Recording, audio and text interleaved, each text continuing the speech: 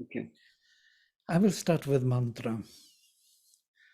Om Mukam Karoti Vachalam Pangum Langhayate Girim Yat Kripatam Aham Vande Paramananda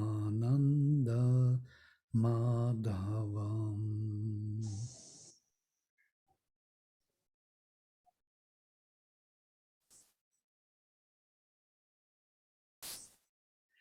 So here we stopped with the description of the field and the knowledge. And we spent quite a lot of time describing different aspects of knowledge. Some of them were not covered, but you cannot cover all of them. Especially this staying separately from the crowds, not being happy with the crowds, the parties, though I invite you to the party. But it is the satsang party. We know each other. And the one who is constantly in the psychological knowledge of oneself, adhyatma, spiritual jnana, spiritual self-knowledge, self-realization. Tattva jnanartha darshanam, who is constantly thinking or philosophizing about the aim or the meaning of self-realization, quintessential realization. And that is jnana, that is knowledge. Now we are moving to the other section. Jneyam yattat pravakshyami yajñatva amritam ashnute anadi matparam brahma na sat tat na asad uchyate. It's quite interesting that there are two readings of the shloka in different texts. I can open another text. I think I already took it here. And when I saw this printout, so here Anadimat Param Brahma, and it's quite different reading if you split it here or you put it Anadimat Param Brahma. So if the word is Anadimat, this is one word, and if it is Anadi and Mat Param is totally different reading. So there are two different readings, and I will come to it in a minute. So here we are, Jneyam, that which should be known, Yat, which, Tat Pravakshyami, that I will tell you.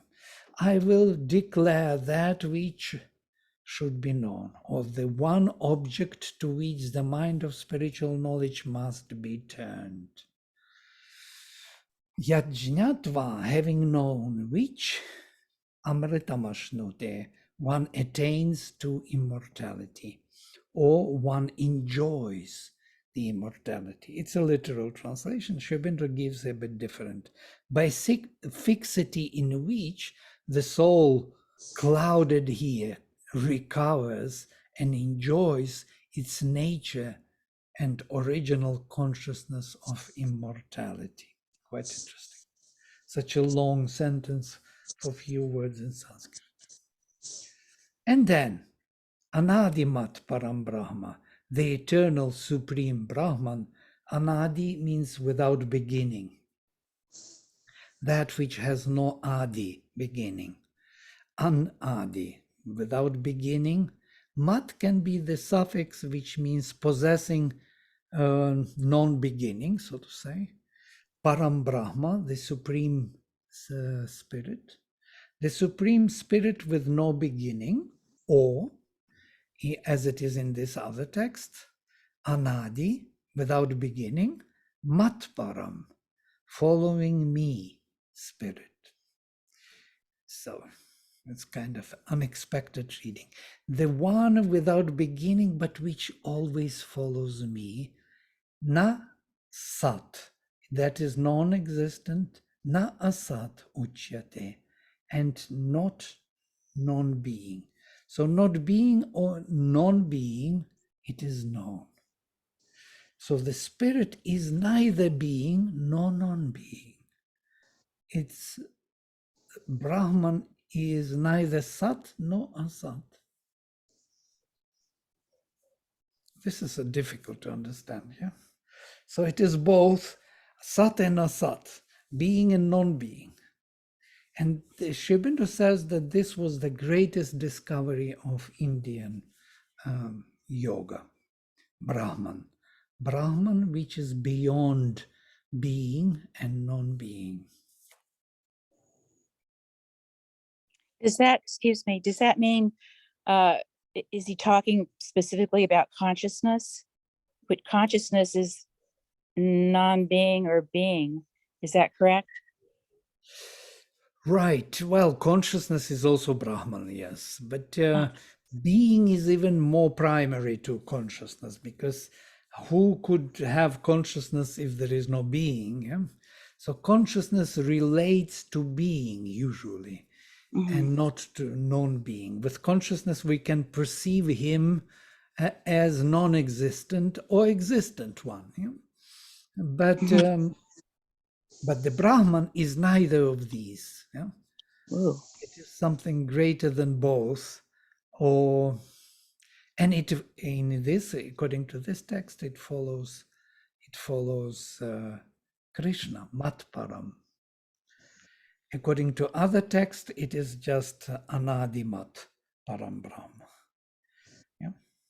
Thank you. And what struck me, if it is following Krishna, then I understand what this spirit is about, because Brahman is that what we discussed long ago in our first meetings as zero. Yes, if we express it in mathematical terms, then the supreme is one, and zero is Brahman. That zero into which one can manifest all its potential. Zero is the most potent number, because it can accumulate any number into itself, infinite numbers, and it will be never filled or never fulfilled, never exhausted. So zero is an interesting, we discussed this long ago, I remember. What do you believe? You believe that at the beginning was zero or one? That was the discussion. There are people who believe that at the beginning was zero, and one appeared out of nothingness, as it were, out of zero, out of the spirit. There are others who believe that one was at the beginning and zero was only helping one to manifest itself in multitude creation. Yeah. But it depends how you believe. What do you think? What was there at the beginning? One or zero?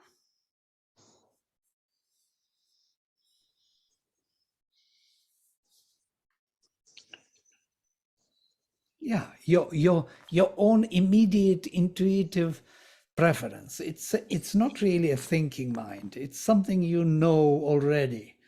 Yeah, it's inbuilt in you. So it's zero. Yeah, you are zero. Good. You're more Buddhistic type. Yeah, very nice. Advaitic Buddhistic type and so on. Yeah. And I'm more with one. you're more with one. You're more Purushottama type, you know, believing in the Lord, in the personal divine. Yes. So there are those who believe in personal more or impersonal divine. So impersonal is zero, personal is one. And I think not. You, Charles? I think neither one nor zero. Wow, that is Wow. clever, way out. Yeah.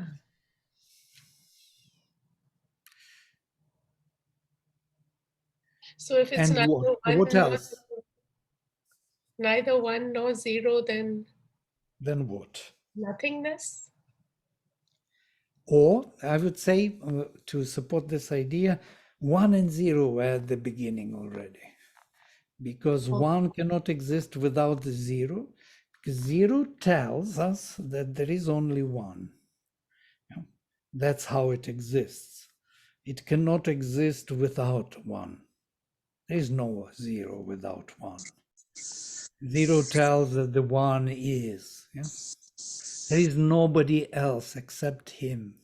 This is zero. He is everywhere in everything. So, and that's how it becomes the ground for manifestation. And in this case, if you look at this Anadi Matparam Brahma, the spirit which follows me without beginning is neither being nor non-being, thus it is known. So that spirit is the potential into which the divine manifests itself. As he later will say, or he already did say in the chapter 9, that this Samam Brahma, this equal Brahman, is my yoni, into which I cast the seed, and from which the universe comes into being. So he is the creator, and Brahman, the spirit, the zero, is the carrier of the supreme, yeah? And manifesting it in time and space.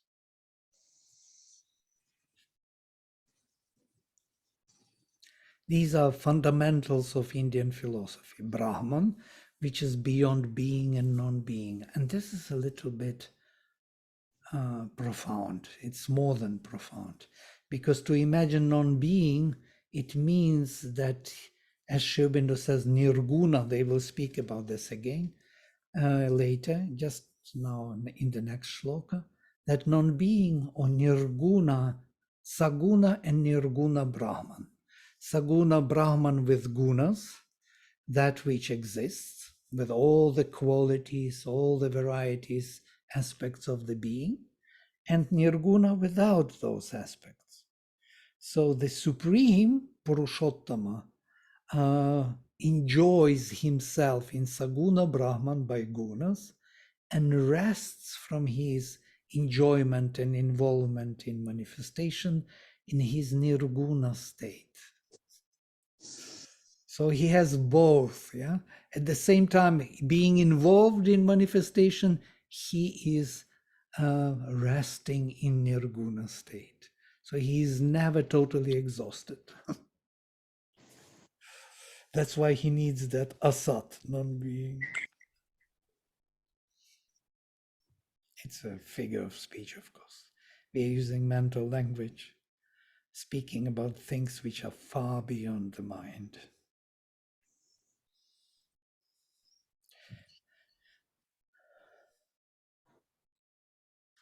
And we can read also what Sri Aurobindo says here. He has a footnote. This consciousness of immortality, the soul enjoys the consciousness of immortality. The soul, when it allows itself to be tyrannized over the appearances of nature, misses itself and goes whirling about in the cycles of the births and deaths of its bodies. There, passionately following without end the mutations of personality and its interests, it cannot draw back to the possession of its impersonal and unborn self-existence. To be able to do that is to find oneself and get back to one's true being. That which assumes these births but does not perish with the perishing of its forms. To enjoy the eternity to which birth and life are only outward circumstances is the soul's true immortality and transcendence.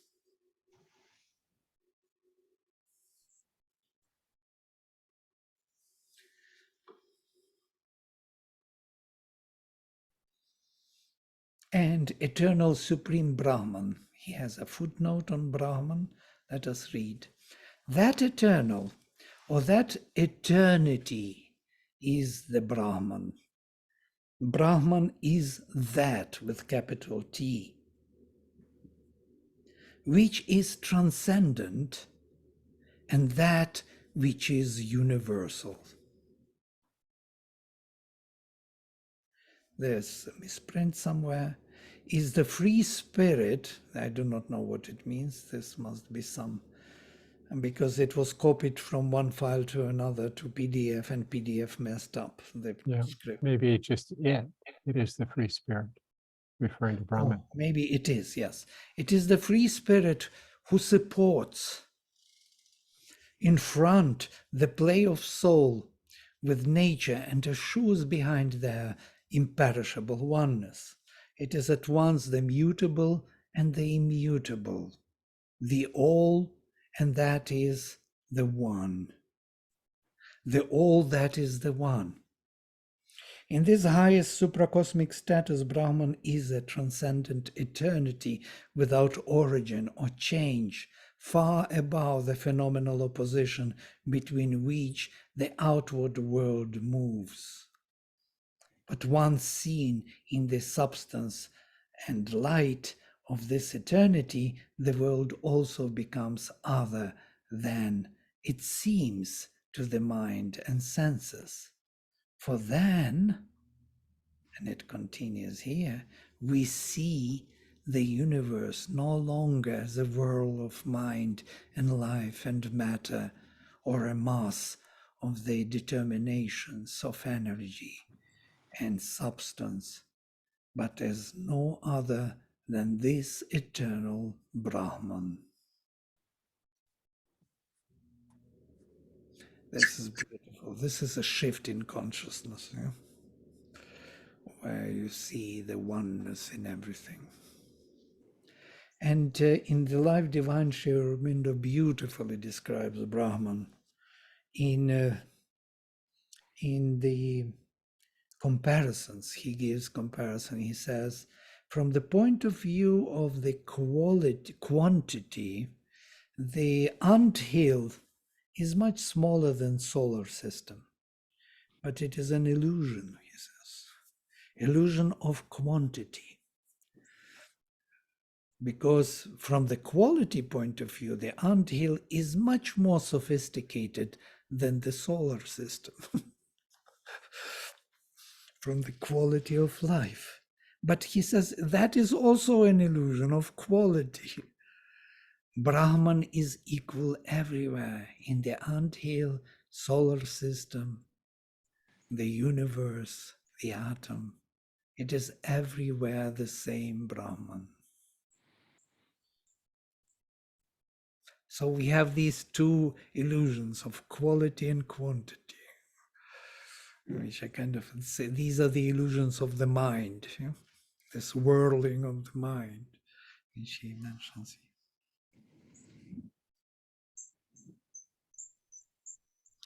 All right.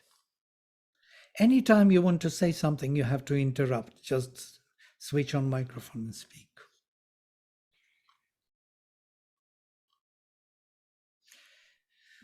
So that's why he is neither Sat nor Asat. He is neither transcendental nor universal only. He is both and more. He is the potentiality of the one to manifest itself in the transcendental, universal, and individual framework. Yeah? So this is Brahman. It allows all these formations. And then, Sarvatah Panipadam Tat, Sarvatah Akshishiromukham, Kshishiromukham by Sandhi, Sarvatah Shrutimat Loke, Sarvam Avritya Tishtati. His hands and feet are on every side of us. Sarvatah, from all the sides. Pani Padam Tat, that has Pani, the hands, and Pada, the feet. Hands and feet are from all sides. Sarvatah Akshi, the eye, Shira, head, Mukham, face or mouth. His heads and eyes and faces are those innumerable visages, which we see wherever we turn. Wherever we turn, we see some faces looking at us, or some movement is taking place, or some grabbing, or some giving, and it's all over, and it is all his activities, his faculties. His eye is everywhere. He immeasurably fills and surrounds all this world with himself. He is the universal being in whose embrace we live. But he's also the universal non-being, correct? Right. Yes. And not universal, but transcendental in that case. Transcendental non-being. Now, I think the main reason for the supermind is to be able to understand this beyond duality thoughts. Like he's beyond all the dualities of immanence and non-immanence and manifestation and non-manifestation and being and non-being. And so the supermind would be the mentality that helps us to go beyond all these dualities and understand the creation of beyond non-being and being, correct? Supermind is that which connects, yes, the transcendental with the higher and lower hemisphere, para and apara prakriti. And in supermind, these two hemispheres come together. Yeah? It is that the higher hemisphere of the infinite being, consciousness and bliss, is projected into what we know as mind, vital, and physical. So they are being forged there in the supermind. They come into being there, and then they manifest in the lower hemisphere. Supermind is a manifesting place or creation space where the higher and lower meet. Yes. Mm-hmm. And if you look at Sri Aurobindo's symbol, you will see the same square in the middle of two triangles. It's exactly that supramental square. Oh, yes. Uniting two triangles. Yeah? Mm-hmm. And the lotus inside, the avatar. That lotus is actually Purushottama. Yeah? Purushottama manifests himself in terms of transcendence and this earthly, or let us say, universal existence. Yeah. So in both, immediately, they are both there through the supermind. Supermind holds both foundations. Yeah. And Yes. within him, there is deep within, there is the Purushottama, who is beyond all this. He is neither this nor that, nor higher nor lower hemisphere, but both of them, embracing them both, holding them both, and legitimizing them both. Yes. And because of him, the individual can come into play. Because he is there behind all this movement, the individual itself is a personality, can be born, because he is the one who is, yeah, as a person. Interesting, yeah? Yes. Otherwise, Very. yeah.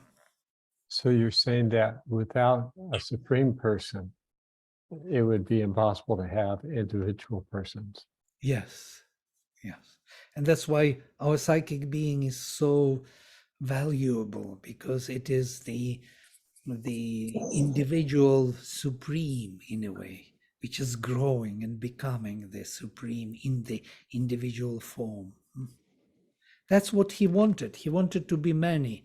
That's why he created this world. Bahusyam, may I be many. He didn't want to create some kind of illusion or some game of many, yes? Or some kind of toys to play with. He wanted to be many. We discussed this many times. But this is the very gist, the very meaning of the Veda, Gita, and integral yoga. If we understand this, what we represent here, that we have to manifest the supreme in individual form, it would be, everything will become clear to us, what to do next, how to live our life. Yes, so would we see the group souls of animals? That's just a stage in the process, in the evolution towards the individual soul. It's only the individual soul can make that connection with the universal soul. Is that correct? With the animals, it's quite interesting that animals are operating on the ground of, they have the group soul, yes, mainly dominating over them. So some kind of, let us say, as Sri Aurobindo says, uniformity of nature is driving the whole type of species, yes, the flocks, and so they move together, they behave in a very interesting manner, they receive the inspiration from that spirit of the species, yes, cats, all these instincts, it's the storage of their behavior, of their wisdom, of their capacity. So they are inspired by this, they are held and protected by that spirit of species, yeah. But then slowly we are becoming more and more individualized, and we receive the mind, and mind becomes a big problem because it starts distinguishing one person from the other within the species.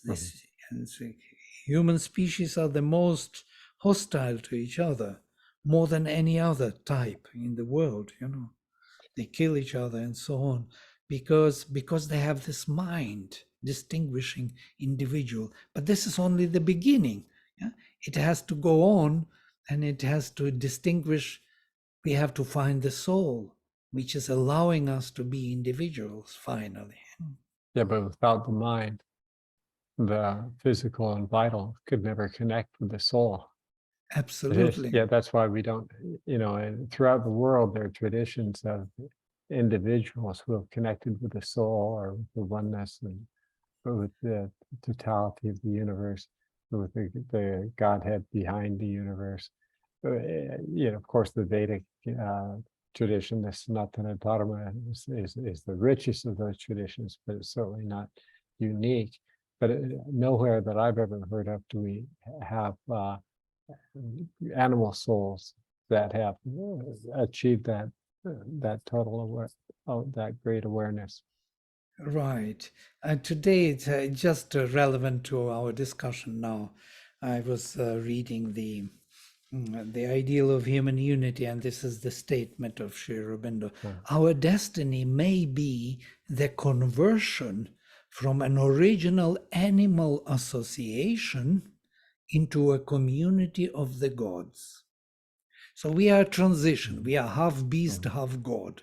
A human being is the transitional being. Yes? Our progress may be a devious round leading from the easy and spontaneous uniformity and harmony which reflects nature. Nature built these species, yeah? To the self-possessed unity which reflects the divine. Yeah, so this original animal association he mentions in the first line is the animal association of our earlier humanity. And it's continuing today, but it was apparently originally with little or no mind. There's only with the mind that the connection with the Right. community. In the nature, there is not much mind dominating in that sense as a free will. It's more the mind of the species. It's more the uniformity which nature provides. There's so much loaded in this simple statement here, so many presumptions. For example, unity word he's using. Unity is possible only among individuals, you know. And somewhere he even describes this. We looked into it today even, yes? And Gita Shri and Jaya Shri. We both looked into it in our Vedic class because I was so impressed. He found the language to express the most difficult things to be expressed. So the moving from the uniformity of nature towards unity of the self-possessed, yeah, individuals who reflect the divine in themselves, represent the divine in themselves. Is that what nature is looking for?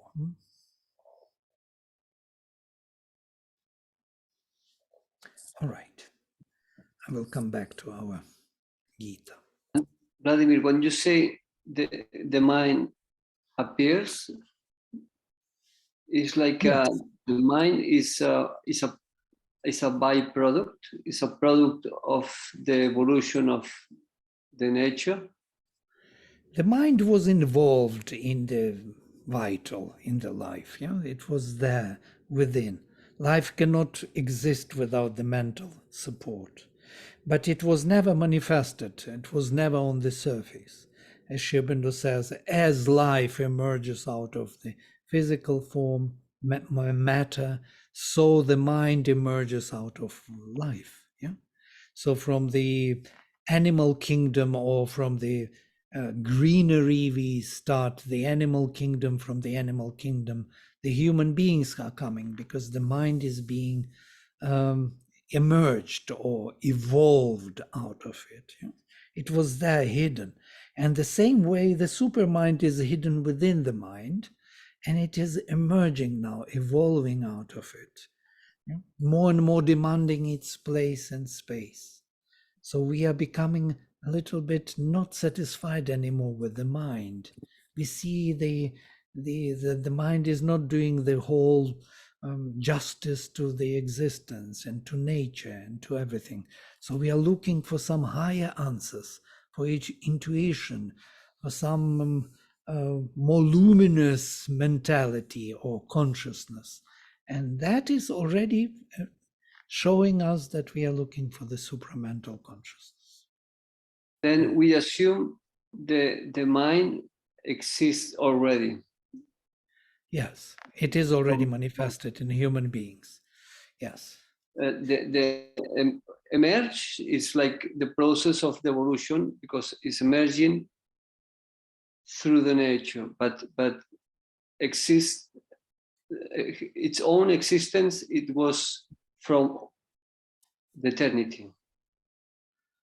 It was there as a seed, yes, cast into the nature. Sri Krishna says, I cast the seed from which all creatures come. The whole universe comes into being.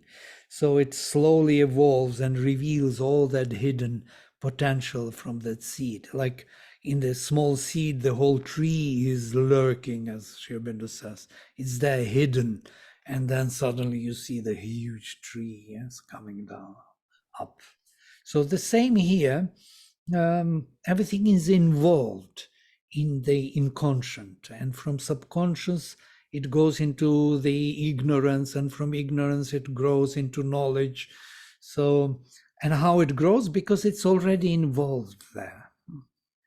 So the mind, and Sri Aurobindo somewhere says, we cannot understand the mind until we discover the supermind, because all the functionality of the mind is hidden within supramental functionality.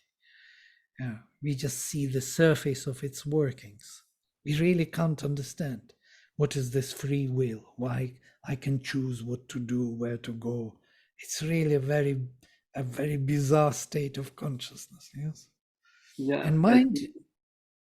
We need a little more distance to watch it.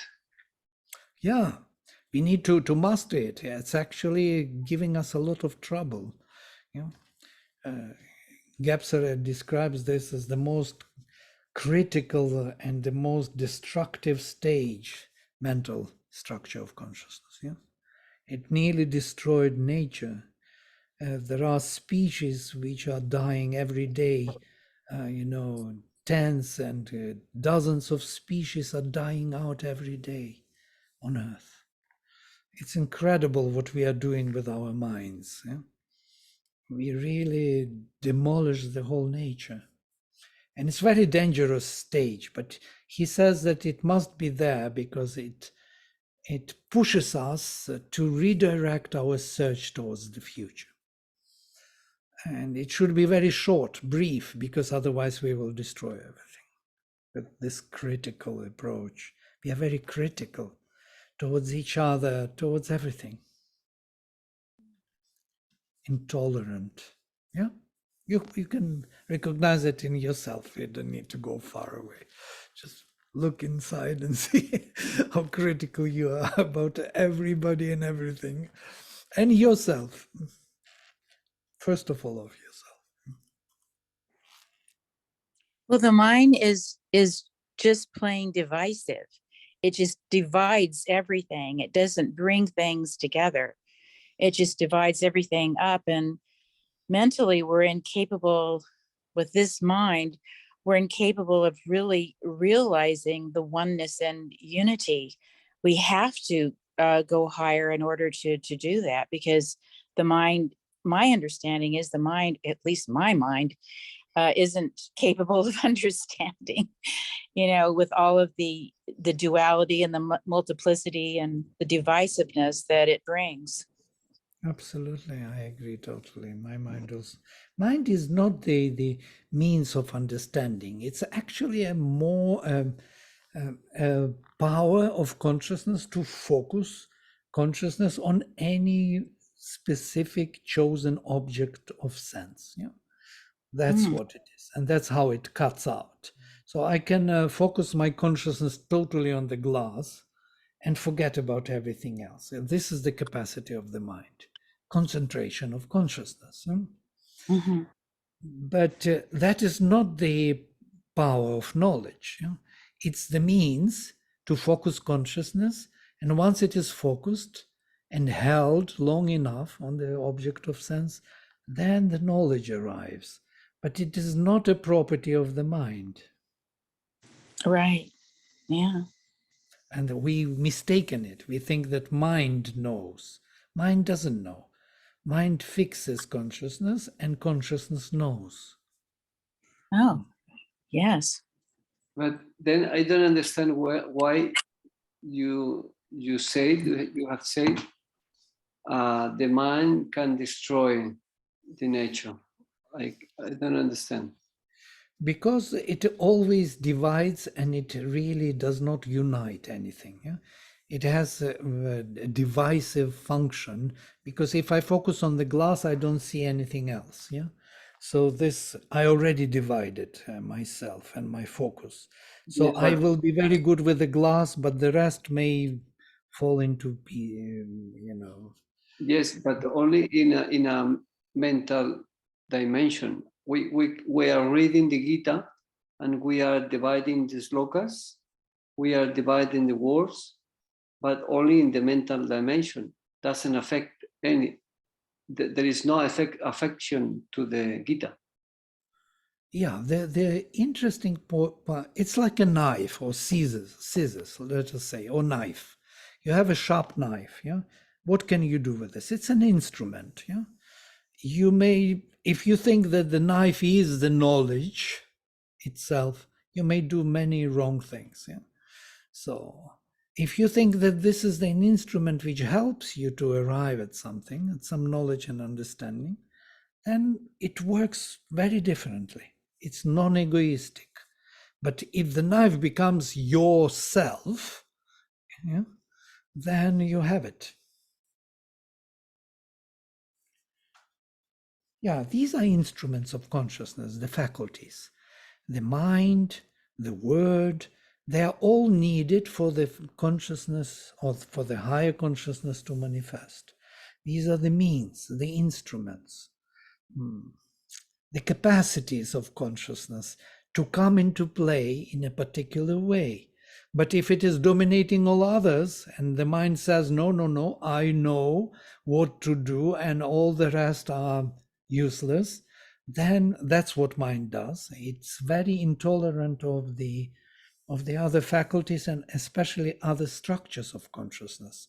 For example, as the soul, mythical structure, or the magic oneness of nature, it's very critical. It does not accept religious thought, it does not accept mythology, looks very skeptically at history, everything. Mind is a very destructive instrument if it is given, full kind of place, the only place in our consciousness. If not, then it's a super good instrument, and we need the mind. Without the mind, we cannot proceed. We need to read the shlokas, we need to create poetry, we need the mind. We need the mind in everything. But it should not dominate our way of thinking. And thoughts, again, thinking. It's interesting. As Sri Aurobindo beautifully somewhere says, that when everything is explained, nothing is known. So the mind will explain everything, and somehow after kind of explaining of the whole vision of all, like we are talking about Brahman, from the mind point of view, where is Brahman? There is no Brahman. There is only mind operating. All the words are coming together very nicely, but the sense of Brahman we cannot catch somehow.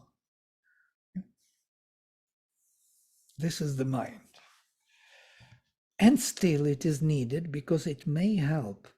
Somebody, somewhere in Kena Upanishad, Sri Aurobindo says about this, that though mind cannot perceive the Brahman, and spirit never, and there are several shlokas about this, Vijñātam avijñānatam, you remember, yes? So the one who has the thought of it does not perceive it. The one who doesn't have thought of it kind of can have a glimpse of it. The one who distinguishes it does not distinguish it. The one who not distinguishing it, distinguishing it. So this is it's kind of puzzling statement. You can distinguish it only as undistinguishable. But he says that in spite of all of that, the Supreme wants to be known.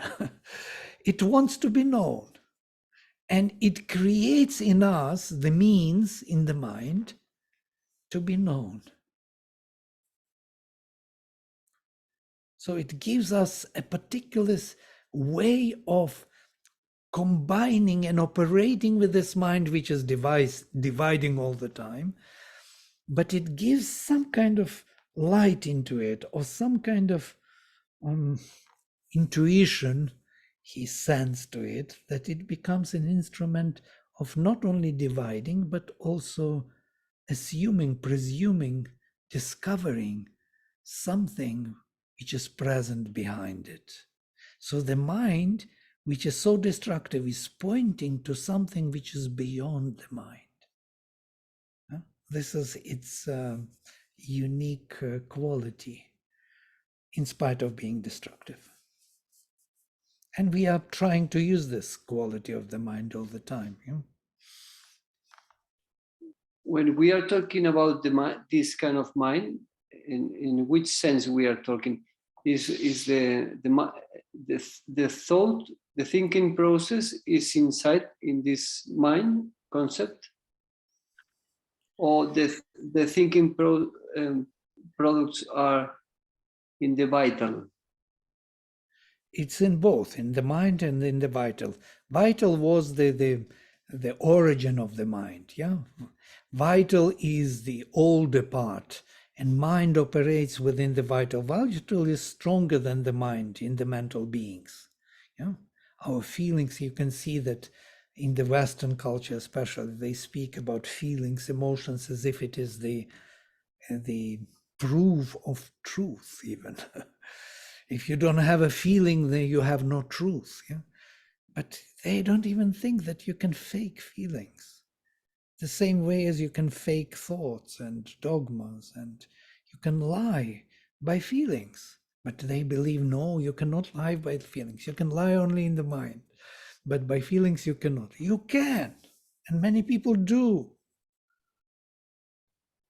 Even more than by the mind, they can lie, by the feelings. So how can you trust the feelings? They are so, coming and going. They are never steady. Why that should be a proof of the truth? Do you have a feel? Do you feel it? Okay, I feel it now. In 5 minutes, I feel something totally different. So what does it really prove? Nothing. I would rather trust the mind more than the feelings, truly speaking. At least it's more steady in some way, especially if it is a refined concept or vision, like we have in the Gita. Then Isn't it a Yeah. isn't it a very different state of mind, like what you talk about the mind, like the words pointing to the presence? Like it's more of an, like there is a very subtle difference, more of an emptiness and an inspiration. So only in that state of mind when we speak, then the words point to presence rather than just an intellectual thing. Right, I guess also. The same can be with prana, with feelings also. There can be true inspired feelings and not, or psychized feelings, coming psychic elements or light, enlightening and inspiring the vital. Hanumanji, look at Hanuman. Yes, totally purified vital serving the divine. So this can happen in both ways, but I'm saying in a like mind as it is and vital as it is, without influence of the spirit. So mind is much more steady, though it is more destructive than the feelings. Though in the animal kingdom where there is no mind, it's not like this. They have feelings which are much more reliable, at least to a certain extent, to the human beings. The pets have very good feelings, but among themselves they may change and they may bite. Mother may bite her kids any moment. So angry with something. So the feelings are very unreliable. That's what I want to say. I do not know why in the Western tradition they chose them as the token of truth, or they can't understand. How is that even possible? In every movie, the feelings, if you have feelings, we trust you. If you don't have feelings, we don't. Why? I do not know. I'm just throwing this question. Perhaps it's because one can view the feelings through the physical body better than they can view the mind through the physical body. Perhaps. I mean, Maybe there's some other secret. Yeah. Interesting. Yeah. Physical body is altogether different story.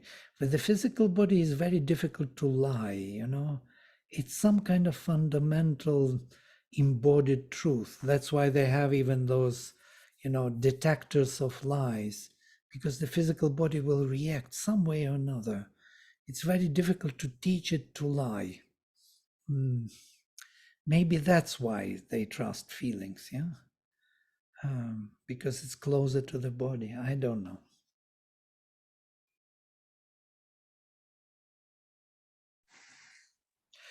Anyhow, we are coming back to the Gita. So from everywhere we can see his limbs of consciousness. Yeah? From everywhere he stands all over and covers the whole universe. Sarvendriya gunabhasam, sarvendriya vivarjitam, asaktam sarvabharit chaiva, nirgunam gunabhoktricha.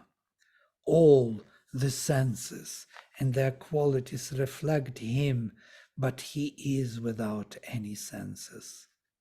He is unattached, yet all supporting. He is in joy of the gunas, though not limited by them. We discussed this, para and apara prakriti both. So this is exactly about this. Sarva indriya gunabhasam. Abhasa, illumining or reflecting. All the senses and their qualities reflect him. or illumine him, point unto him. All our mental faculties and thoughts and feelings are pointing towards the one who is there. Sarvendriya vivarjitam, to the one who has no indriyas, no senses. We are looking with all our senses for the one who has no senses. We're looking for him, void of senses. Asaktam, the one who is not attached to anything. Sarvabhrit chaiva, and the one who supports all. Nirgunam, the one who has no qualities. Gunabhoktricha, and who is enjoying all the qualities. Of course, it's to the mind it sounds like a paradox of some kind, but slowly we grow into this thinking, and it becomes part of our own perception. We start to understand in terms of experience what it means. Yeah. Is this a ordinary understanding of Sarvindriya Gunapasam? Pas is normally understood as shining. but Shining, he- yeah. illuminating, shining. Illuminating, yes. Now, Sri Aurobindo says that what's printed here Reflect. as a, yeah, it's, but he said his translation of the Gita is more of a paraphrase than a translation. It's not a word for word translation.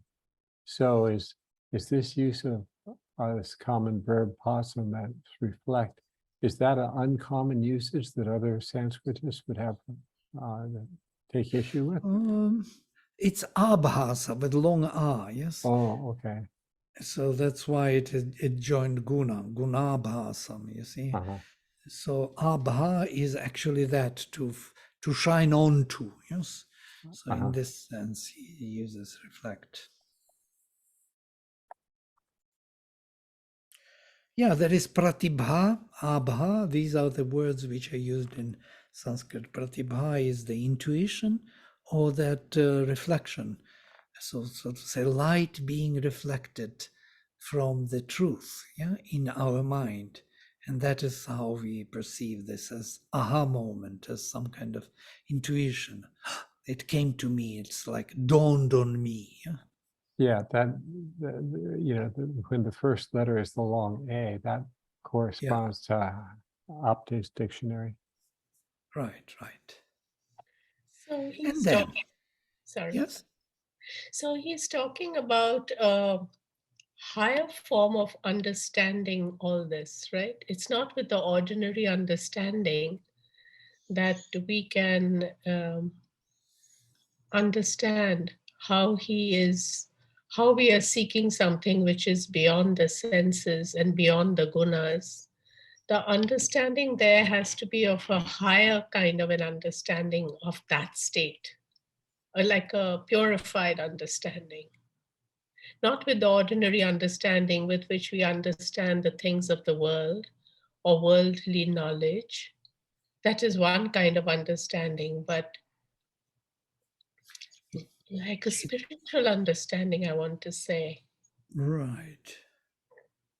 So that means the understanding also has to be worked upon. Right. But what they are doing is, it's a very good question, by the way. What he is doing, he is using our ordinary mind. That's why he speaks in these paradoxes and puzzles, because he doesn't leave our mind, doesn't say that our mind is useless. We cannot understand with our mind anything. We have to rise to the higher level of, that's what we hear sometimes people do say, yeah, as if that helps. That doesn't help really, because you cannot leave mind anyhow. You may pretend to leave the mind, but that is again another lie. It's like fooling oneself about this. But what he is doing here is much more interesting. He is using this dividing mind and gives paradoxes that if we really follow them, then we get into very strange state of which is kind of pointing beyond mind. Yeah. And you can see here, yes, he is the one who is reflected by all the indriyas, but who is void of indriyas. He is unattached, but supports everything. He is without qualities, but enjoys all qualities. And he continues, Bahir Antascha, he is outside and inside, Bhutanam, of all the creatures, Acharam, immobile, Charam Evacha, and moving. Sukshmatvat, he is from the subtlety, tad avijneyam, because of subtlety he cannot be distinguished, cannot be realized. Durastham, staying far, chantike chatat, and he is staying near. Far and near, inside and outside, mobile and immobile. Because of subtlety, difficult to realize, yeah? But still, these are the definitions by the mind, not leaving the mind. And this is an interesting exercise, yeah, for the mind. But sometimes when you think very deeply, when you're reading these lines, somehow sometimes you go beyond the mind. It's like a more of a little intuitive understanding. Through that, one can really try to grasp the meaning. Yeah, and that's what he tries. He tries to take our mind to the beyond, and then we overgrow our mind with the help of the mind. The mind was the helper, the mind became the bar, but the mind is also the one who liberates us from this slavery to the mind. This is the puzzle of the mind. It is with the help of the mind that we will go beyond the mind. Yeah, it's almost like these are the original concept. They illustrate the whole idea of using the mind to go beyond the mind long before Zen Buddhism and its koans, or even before Buddha. It was producing the same juxtaposition of opposites and using that to go beyond the opposites to find a greater Right. synthesis. Right. For example, these koans, yes, they are like how sounds the slap of one, yeah, palm, or how when you meet the Buddha, kill him. What does it mean when you meet Buddha, kill him? Really, it's amazing. It puts mind into the kind of paradoxical state in which there's some opening is taking place. You start thinking, well, maybe you cannot meet the Buddha ever. That's why you will not kill him. Yeah.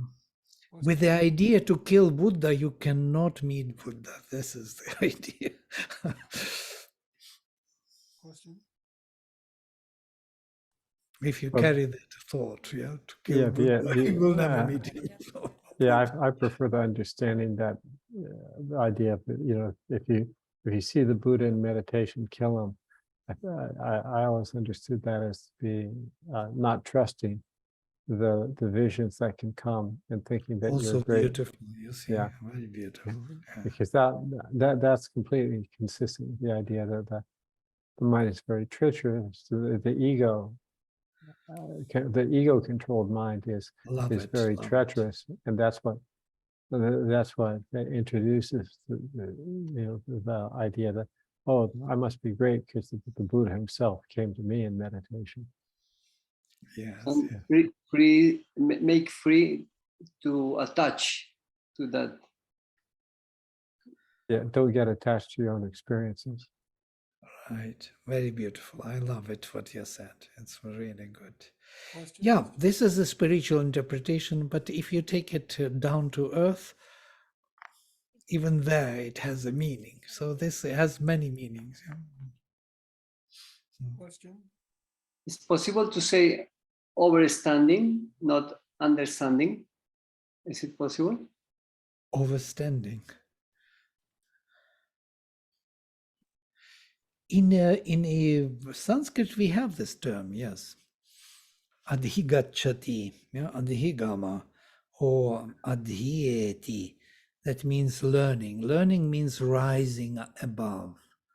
So, but also avagachati. Avagachati, going down, is understanding. It's interesting. You can go to the reason or to the cause from which to the root of things and understand to this seed, yeah, and understand the whole process of creation. Or you can rise above and see from above. Both ways is learning or understanding. Yes, yes, Can you hear me? Charles. But you have to put to this microphone because we don't hear you. For some reason. Yo, you're not muted. Can you try again? Can you hear me? Something is, we can't hear you. Oh. You have to switch on off something, but your sound is always strange with. Either it is very loud or it is not. Oh, now try. Now can you hear me? Yeah, we can hear. Okay, excellent. So right now in our conversation, you and I, without Sanskrit, we have brain. A little higher, if you can put level, would be good. If you can go to the audio setting, click on audio setting and increase the level, or click on the automatically adjust microphone volume. That would be the easiest. Audio setting is that that sign there next to the microphone. Is that good And now? yeah, Is that good now? better. Can you hear? Yeah. Can you hear? Yeah. Yeah, okay, good. So this is kind of a question I've been asking myself a long time. So right now we have brain, we have thinking, thoughts, we have mind, we have supermind, and we have consciousness. So in our conversation right now, can you give me a distinction between brain, thinking, mind, or excuse me, thoughts, mind, consciousness, and supermind? Whoa. Because these words are used by so many almost interchangeably, and they're not. Right. But sometimes we speak about consciousness like mental consciousness, and that is mind. Yeah. There is vital consciousness, and that is life. Yeah. There's physical consciousness, and that is physical life. Yeah. Of the physical body, what we know as biology. Yeah? And if we go beyond it, beyond the mental operations into the overmental consciousness or supramental, even higher, or even transcendental consciousness, where it is in its own pure domain without manifestation, beyond time and space. So consciousness is present on all the levels of being. Yeah. Thoughts can be of all kinds, lower, higher, middle. Yeah, it depends from which level of consciousness they come, the formations, and what they want to trigger in us. Yes. I do not know whether it is answering anything, but it at least gives some kind of orientation how to think about this. Brain is the formation in the physical consciousness of the support of the mental one. Yes? So the brain was formed in the evolution slowly, that it became like eyes, eyeballs developed, or ear, the whole system very complicated with neurons to the brain. Brain doesn't exist without eyeballs, without ears, without the whole system, without the whole body.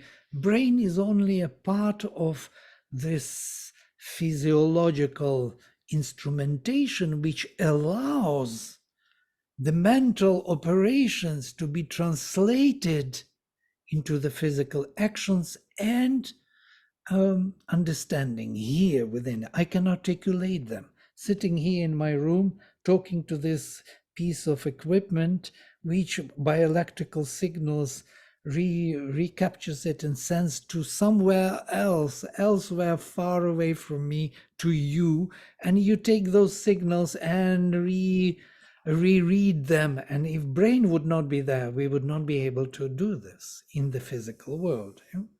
So brain is that instrumental to the mental and vital and physical consciousness, which is so needed. And brain we have in all the species, the most undeveloped to the most developed, because it is something which holds the body in oneness of these faculties. Yes, they all have to function. Seeing, hearing, speaking, thinking, they're all there in some form or another. So without a body and without a brain, right? Without a brain, without a body, what do we have access to? We have access to mind, and we have access to supermind and overmind. Consciousness is. I don't think so. Without the physical body, unless we are not exteriorized, suppose we are without the body, as a soul which waits for the body, then it is maybe.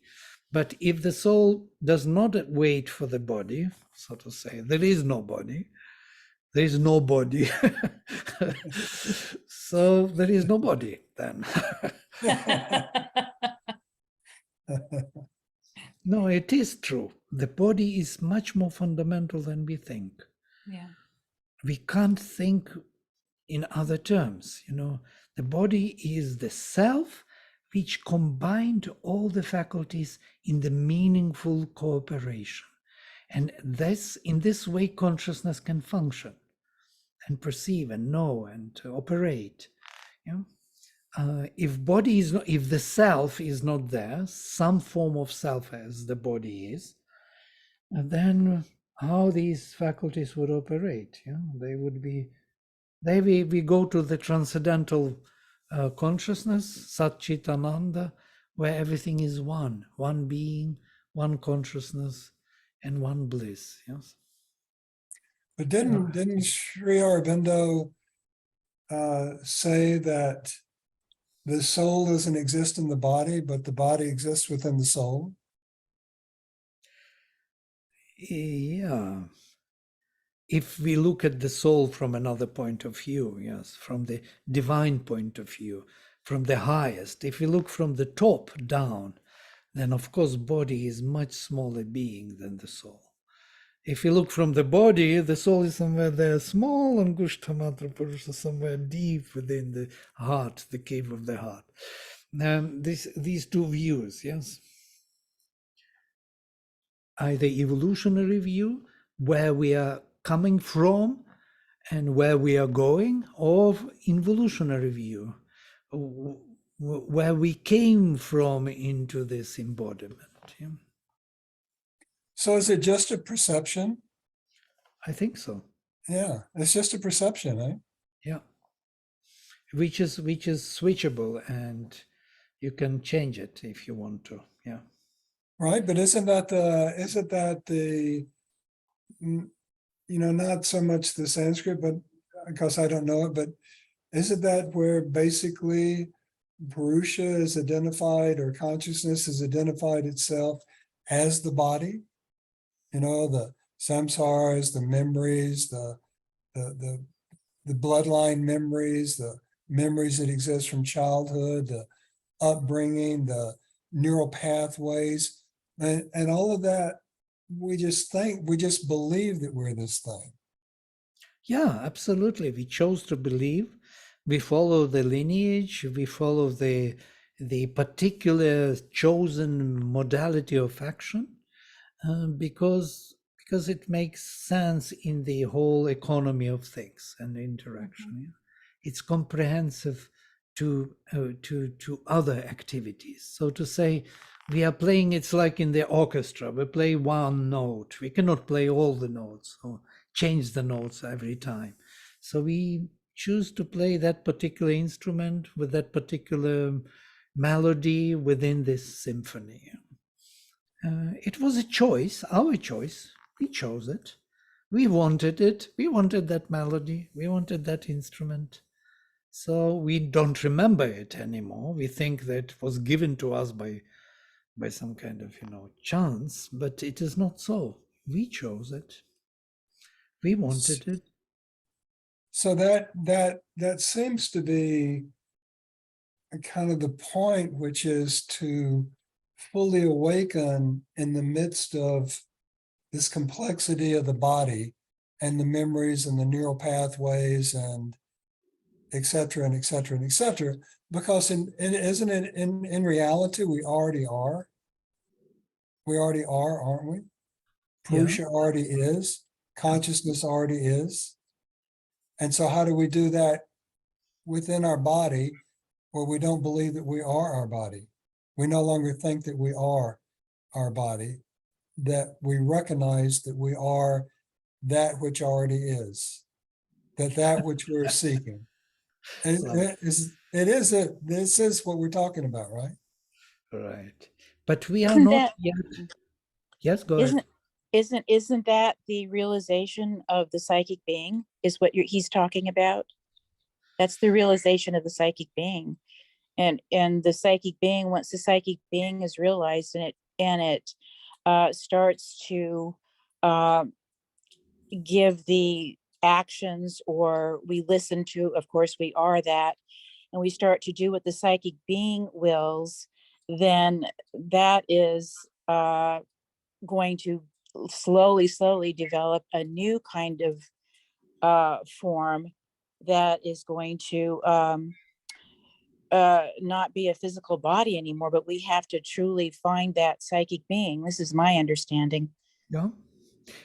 Basically, what you are saying is that if we are the body already, so what are we doing then as Purusha here? So actually, there is something to do here. And that's why we are here taking this body. Yeah? And there is an evolution of consciousness within the physical frame. Physicality is evolving, developing, becoming more and more suitable for the spiritual purpose. That's what we are doing here. And then psychic is playing its role and growing slowly here into the being within the physical frame. And then when we embody totally the spirit within the physical frame, then we will fulfill our mission.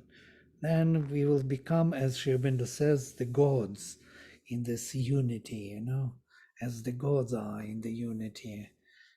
From the animal kingdom coming, we will be in totally different perception of things and relations, multiplying these blissful relations of the spirit. Yeah.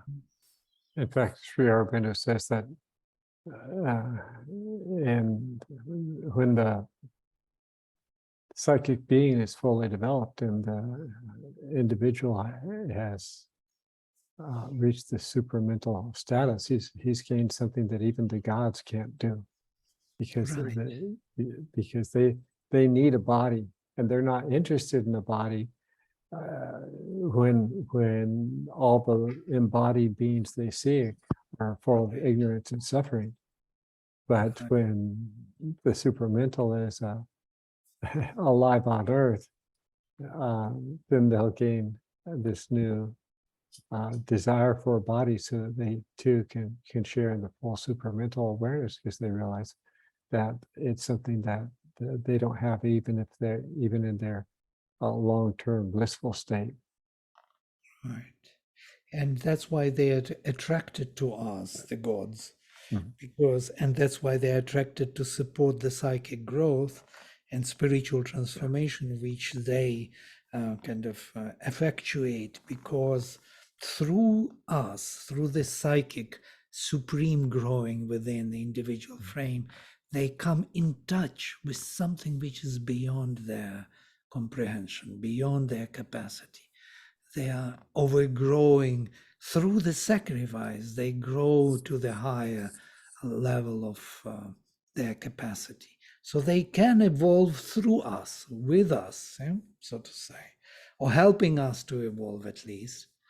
If they want to change, they have to embody themselves, as Mother says, in the physical body on earth. Today we had a very nice session exactly on this, in the Rigveda session, talking about the earth as the psychic being of the universe, where things may change, and whoever wants to change and grow in consciousness has to embody, to take body, physical body on earth. Animals, yes, animals, yeah. Everything is here, kind of growing towards the supreme. Even Rakshasas and gods, even great gods, if they want to change, they have to take the human body. Can you imagine? They have to embody themselves here, and only then they can overgrow their capacity. So it's a great opportunity to grow. There is no greater than to be embodied in this physical, strange body. It's difficult to grasp how the mental human can help to the evolution of the consciousness, because it's like something narrow can push to something so vast. Right. It's doing that process, isn't it? Yeah. Narrow and vast is an illusion of quality and quantity again, because there is nothing.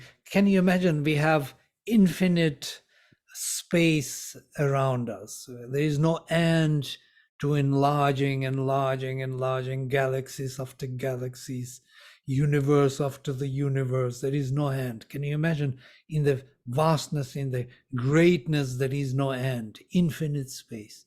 And then you go down and you think, oh, we come to some kind of quarks or some kind of atoms, the smallest particles with which we can build this big space. And can you imagine, you go down, and in the minuteness of space, there is also an infinity. There is no end. And this is absolutely unimaginable because we are used to this infinity of the vastness, but not infinity of the minuteness. And this is something amazing. I'm only using these words to compare mind and consciousness, but yeah, I agree. Yeah, we are operating by mental categories. This is the mind. Yeah, the mind embodied itself through the system and created the categories by which we can meaningfully operate in this world. And now with these categories, these words, concepts, we try to grasp and to understand this which is beyond any understanding. As Kenna would say, only though they distinguish, those who distinguish them distinguish him as undistinguishable. That's how you can distinguish him. Can't distinguish him as distinguishable. But it is still distinguishing.